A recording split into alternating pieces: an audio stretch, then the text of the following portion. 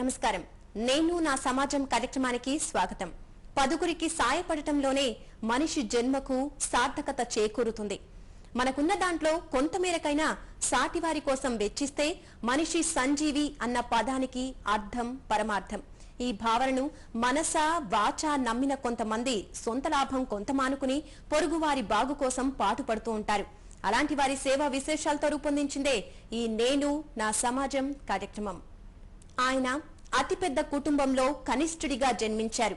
తాత తండ్రుల నుంచి వారసత్వంగా వచ్చిన వ్యవసాయాన్ని అంతిపుచ్చుకున్నారు. అంతేనా, తన ఆశయ సాధన కోసం వ్యాపార రంగంలోనూ ప్రవేశించారు. తన విశిష్ట సేవా కార్యక్రమాలతో పేదల పక్షపాతిగా గొప్ప పేరు సంపాదించుకున్నారు. ఇంతకీ ఆయన ఎవరనుకుంటున్నారా? అయితే ఈ కథనం చూడండి. ముద్దన నర్సింగ్ యాదవ్. కూకట్పల్లి ప్రాంతంలో ఈ పేరు ఎరుగని వారు లేరు. న్యూ బోయిన్పల్లిలో శంకర్ యాదవ్, లక్ష్మమ్మ దంపతుల 7గురు సంతానంలో చివరివాడిగా జన్మించారు. వీరిది తాతల కాలం నుంచి వ్యవసాయ కుటుంబమే. స్థానిక జడ్పీ హైస్కూల్లో 10వ తరగతి వరకు చదువుకున్న నర్సింగ్ యాదవ్ తాతల నాటి నుంచి వస్తున్న వ్యవసాయంపైనే మక్కువను పెంచుకున్నారు. 10వ తరగతిలోనే చదువుకు స్వస్తి పలికి వ్యవసాయంలోకి ప్రవేశించారు. తండ్రికి చేదోడు వాదోడుగా నిలిచారు. వ్యవసాయంతో పాటు ప్రత్యామ్నాయ ఆదాయ వనరుగా ఏర్పాటు చేసుకున్న పాడి సంపదను అభివృద్ధి చేశారు. చుట్టుపక్కల ప్రాంతాల్లో పాల వ్యాపారం చేసేవారు.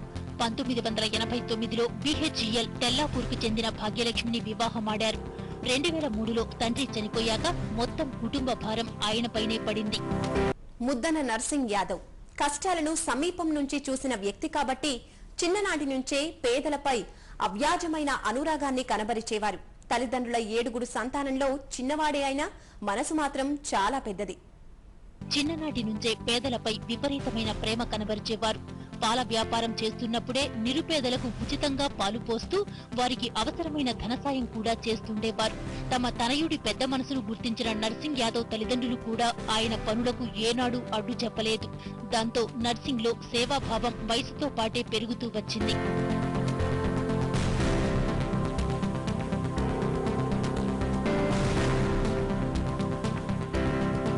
నర్సింగ్ యాదవ్ ఆపదలో ఆదుకొమ్మని తన చెంతకు వచ్చిన ఎవరినీ నిరుత్సాహపరచలేదు. పేదలకు వైద్యానికి, పెళ్లిళ్లకు తన ఆదాయంలో కొంత భాగాన్ని కేటాయిస్తూ వచ్చారు. 2003లో తండ్రి చనిపోయాక తన వ్యవసాయాన్ని కొనసాగిస్తూనే సేవలను కొనసాగిస్తూ వచ్చారు. 2005లో ఆయన రియల్ ఎస్టేట్ రంగంలోకి అడుగుపెట్టారు. వ్యాపారం దినదినాభివృద్ధి చెందడంతో అదే రీతిలోనే తన సేవా కార్యక్రమాలను విస్తరించారు. తానున్న కాలనీలో ప్రతి పేద ఇంట్లోనూ మంచి కార్యమైనా చెడు కార్యమైనా నర్సింగ్ యాదవ్ తమ వెంట ఉన్నాడన్న భరోసాను కల్పించారు. కాలనీలో పేదలు ఎవరు చనిపోయినా వారి కుటుంబం తక్షణం స్మరించుకునే పేరు ముద్దాని నర్సింగ్ యాదవ్. తాను అందుబాటులో ఉన్నా లేకున్నా మృతుల కుటుంబ సభ్యులకు తక్షణమే 2000 రూపాయలు అందించేలా చేశారు నర్సింగ్ యాదవ్. ఒకవేళ వారు నిరుపేదలైతే మొత్తం ఖర్చును తానే భరిస్తున్నారు. సొంత డబ్బుతో సమాజానికి ఉపయోగపడుతున్న నర్సింగ్ యాదవ్ తన సేవలను మరింత విస్తరించాలంటే రాజకీయాలే సరైన వేదిక అని నిర్ణయించుకున్నారు. అందుకే 1996లోనే రాజకీయాల్లోకి ప్రవేశించారు. అప్పటి నుంచి అంచెలంచెలుగా ఎదుగుతూ తన సేవా కార్యక్రమాలను మరింతగా విస్తరించారు.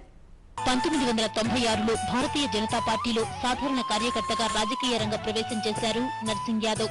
పార్టీలో ఆయన చురుకుదనాన్ని చూసిన అధిష్టానం కూకట్పల్లి ఎగ్జిక్యూటివ్ సభ్యుడిగా నియమించింది.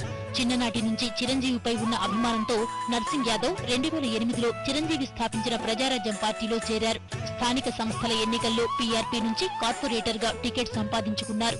రాష్ట్రమంతటా PRPకి ఎదురుగాలి వీచిన నర్సింగ్ యాదవ్ మాత్రం కార్పొరేటర్ గా జయకేతనం ఎగురవేశారు.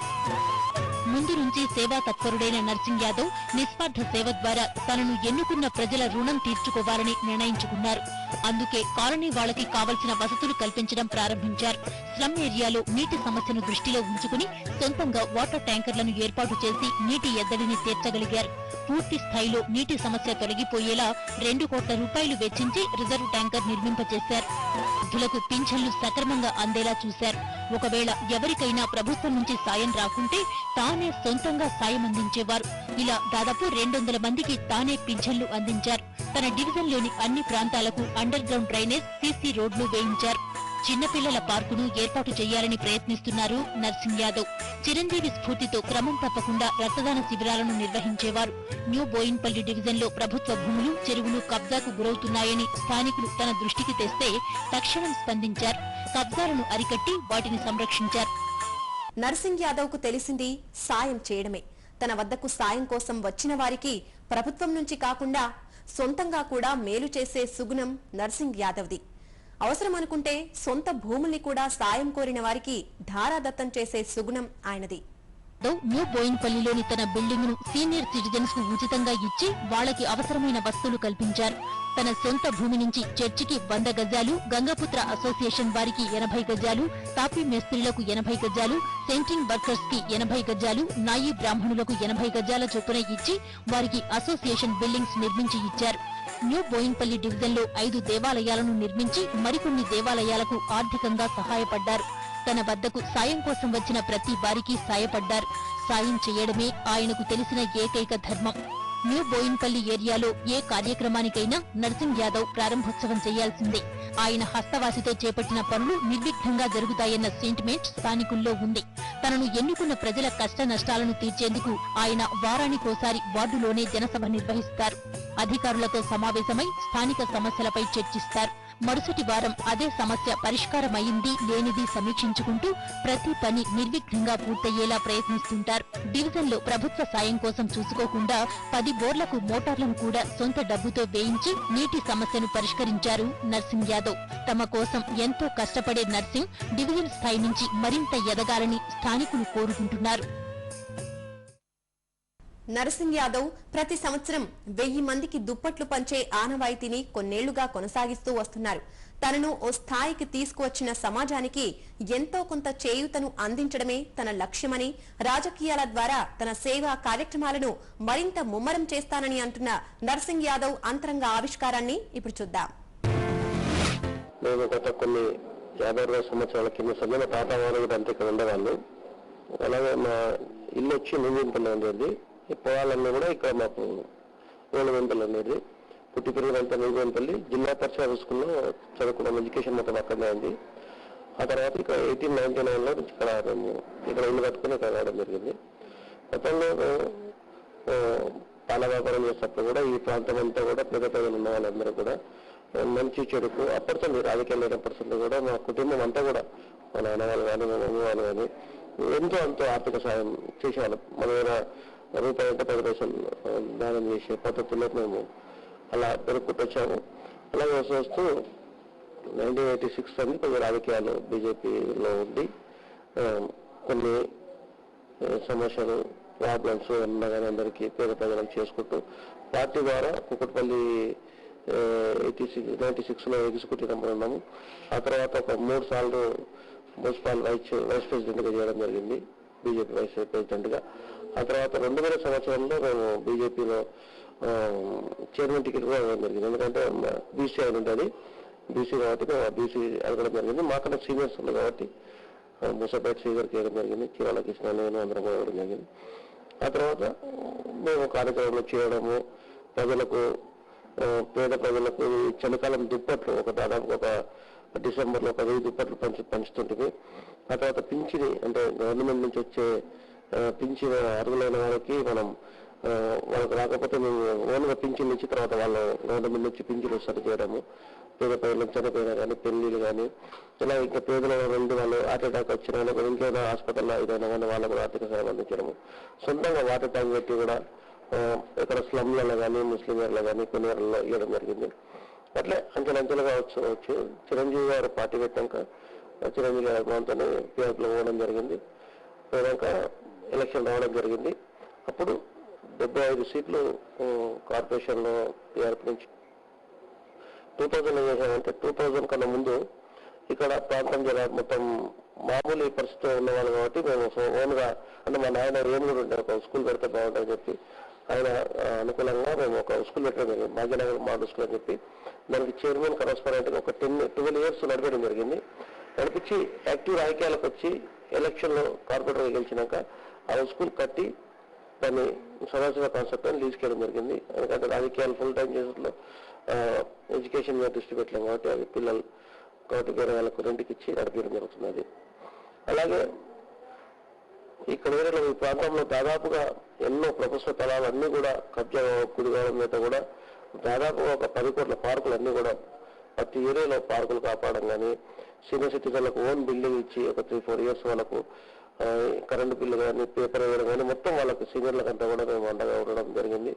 వాళ్ళు కూడా ఎలక్షన్లో మాకు చాలా పనిచేయడం జరిగింది. పార్కులు కానీ, రోడ్లు కానీ, ప్రతి విషయంలో ఏది ఉన్నా కానీ గవర్నమెంట్ సహాయ సహకారం అప్పుడు కార్పొరేటర్ రాకపోయినా కూడా ఓన్గా డబ్బులు పెట్టని చేయించడం జరుగుతుంది.